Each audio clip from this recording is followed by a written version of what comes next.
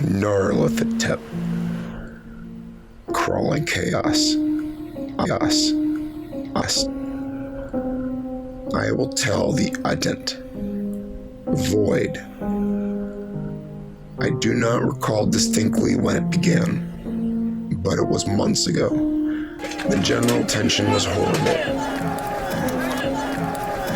Of political and social upheaval was added a strange and brooding apprehension of hideous physical danger. A danger widespread and all-embracing. Such a danger as may be imagined only in the most terrible phantoms of the night. I recall that people went about with pale and worried faces and whispered warnings and prophecies which no one dared consciously repeat or acknowledge to himself that he had heard. A sense of monstrous guilt was upon the land, and out of the abysses between the stars swept chill currents that made men shiver in dark and lonely places. There was a demonic alteration in the sequence of the seasons. The autumn heat lingered fearsomely, and everyone felt that the world, and perhaps the universe, had passed from the control of known gods or forces to that of gods or forces which were unknown. And it was then that Nyarlathotep came out of Egypt. Who he was, none could tell, but he was one of the old native blood and looked like a pharaoh. The felon knelt when they saw him, yet could not say why.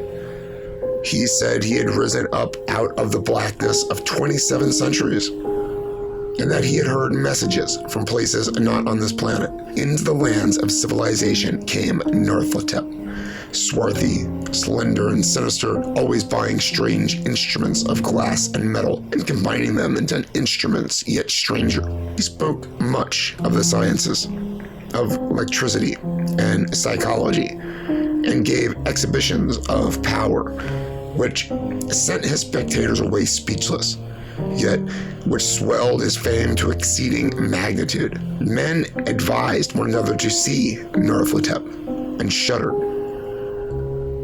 And where Nyarlathotep went, rest vanished, for the small hours were rent with the screams of a nightmare.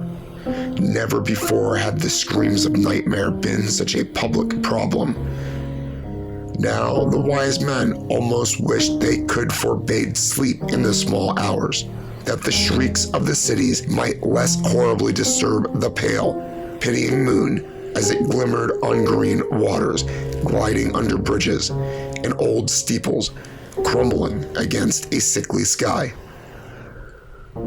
I remember when Nyarlathotep came to my city.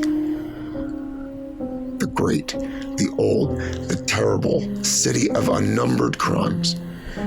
My friend had told me of him and of the impelling fascination and allurement of his revelations, and I burned with eagerness to explore his uttermost mysteries. My friend said they were horrible and impressive beyond my most fevered imaginings, and what was thrown on a screen in the darkened room prophesied things none but Nyarlathotep dared prophesy. And in the sputter of his sparks, there was taken from men that which had never been taken before yet, which skewed only in the eyes. And I heard it hinted abroad that those who knew Nyarlathotep looked on sights which others saw not. It was in the hot autumn that I went through the night with the restless crowds to see Nyarlathotep, through the stifling night and up the endless stairs into the choking room, and shadowed on a screen I saw hooded forms amidst ruins, and yellow evil faces peering from beyond fallen monuments. And I saw the world battling against blackness, against the waves of destruction from ultimate space, whirling, churning, struggling around the dimming, cooling sun. Then the sparks played amazingly around the heads of the spectators, and hair stood up on end whilst shadows, more grotesque than I can tell, came out and squatted on the heads. And when I, who was colder and more scientific than the rest, mumbled a trembling protest about imposture and static electricity, Nyarlathotep drove us all out, down the dizzy stairs into the damp, hot, deserted midnight streets.